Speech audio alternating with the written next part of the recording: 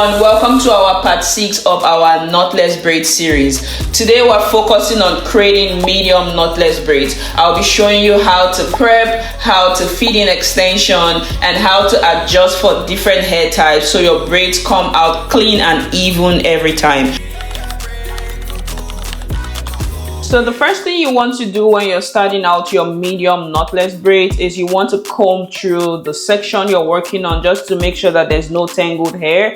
And then you apply your gel to the 4 edges of that section you're working on and comb through again.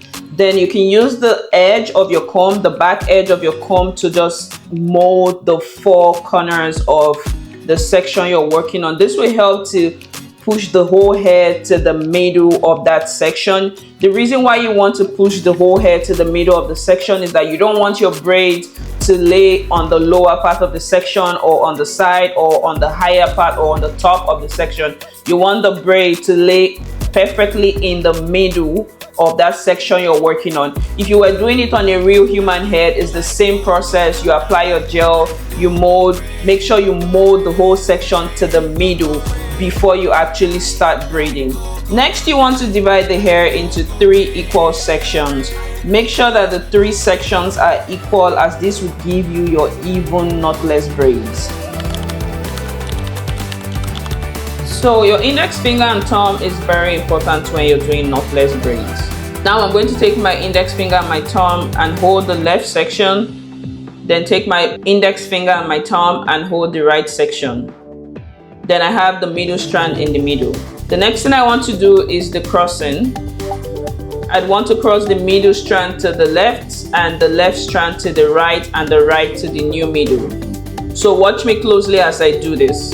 In order to transition to use this index finger of my left to grab the middle strand, I would have to transition the left strand to my ring finger and my middle finger so that I can free up my index finger and my thumb of my left hand to grab the middle strand.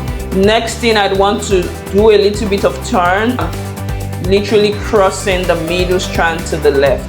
The next thing I'd want to do is I'd want to grab the left strand to the right. So I'd have to free up my right index finger and thumb so that I can grab the left strand to the right. After that, I'd want to grab the right strand to become the new middle. So once I do this crossing, I have braided once. When I braid once, the next thing I like to do is to feed in. Remember, in the quantity of hair video for medium, I showed you how to get the 5 pieces of hair we feed in for medium. So if you've not watched that video, please go back and watch that video so you can understand how we got these pieces of hair. Remember, on that video I told you that I like to feed in 5 pieces of hair and I like to feed in the smallest piece first. So this is our smallest piece. I'm going to feed in between my index finger and my thumb. Some people like to feed in on the left side, but for me, I personally like to feed in on the right. So I'm going to feed in this piece on my index finger and thumb through the right hand side. After I feed in, I braid once again.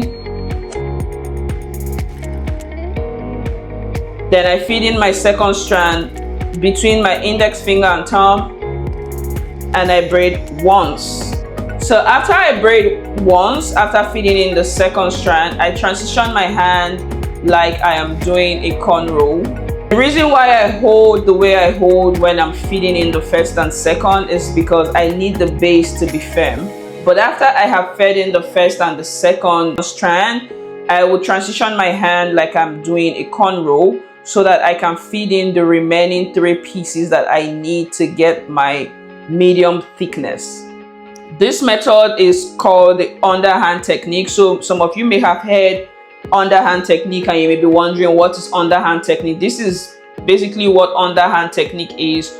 You just feed underhand and you tuck in the colored hair or the natural hair under the extension. So after I feed in the 3rd strand, I feed in my 4th strand.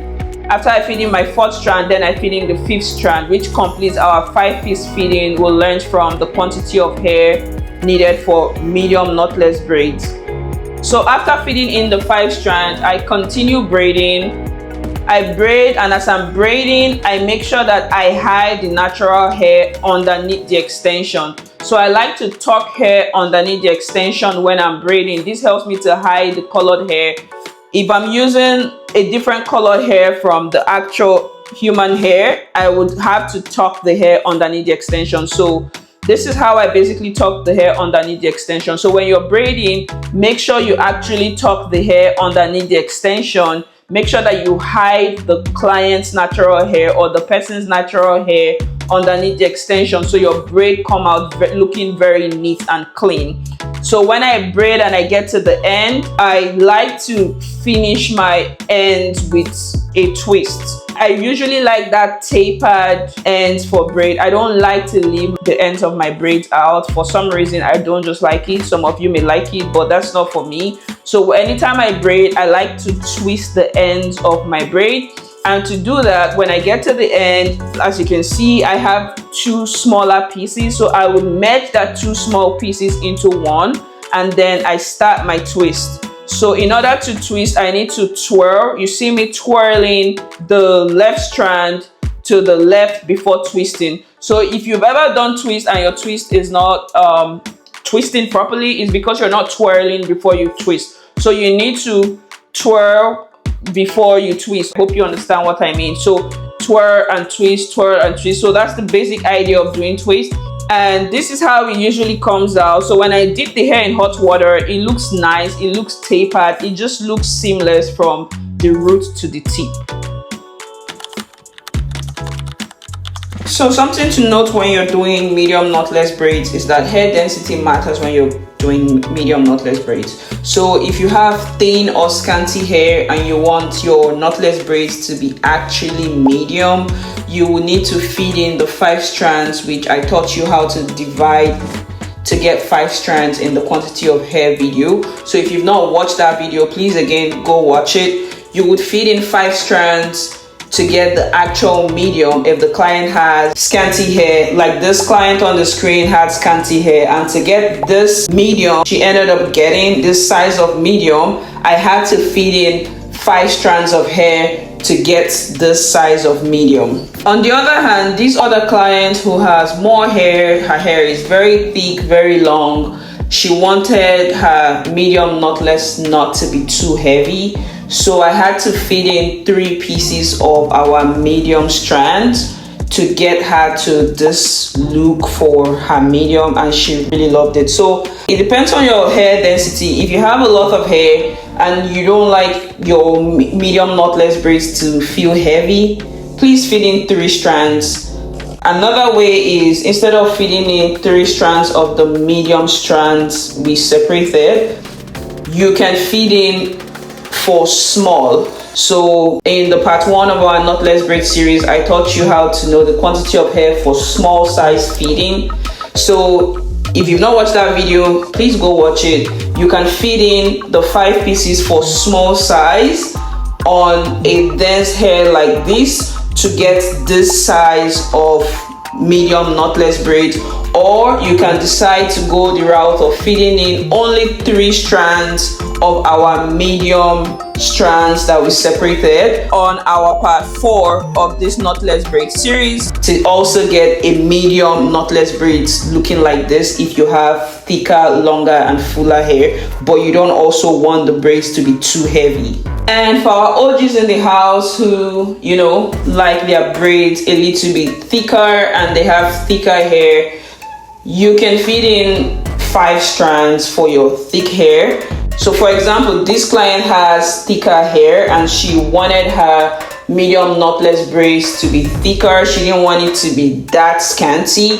So for this client, I had to feed in the 5 pieces of hair for our medium feeding. So I fed in the 5 pieces of hair for medium because she didn't want the knotless braids to be scanty, and she ended up having this kind of look, which is also medium but is more full, is more thick. So for our OGs in the house who likes this kind of knotless braids that don't want to see their scalp as much and they have full hair, you can go ahead with feeding in 5 pieces for the medium knotless, and you would have your knotless braids looking more full than usual. So hopefully that makes sense. Hopefully you now understand how to adjust your extension based on your hair density, based on the look you're actually going for. If you want a scanty look, if you want a more full look, you now know how to adjust and how to feed in the right quantity of hair. And that's it, your full guide to creating medium knotless braids. I walked you through how to feed in for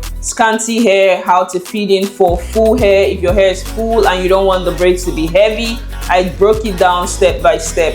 And as you can see from our baby girl here, Zay, we fed in the pieces of hair for medium we got from our part 4 of the knotless braid series, and this is how the braids look. They look equal, they look seamless from root to tip. I also showed you how to tuck hair when you're working with colored hair and you're doing knotless braids. Hope this video helped you. If it helped you in any way, please give it a thumbs up, drop a comment in the comment section, share this video with a friend who may find it helpful. Don't forget to check out our part 1 to 5 on our channel and subscribe so you don't miss a thing. Thank you so much for joining me today, and I'll see you in the next one. Bye.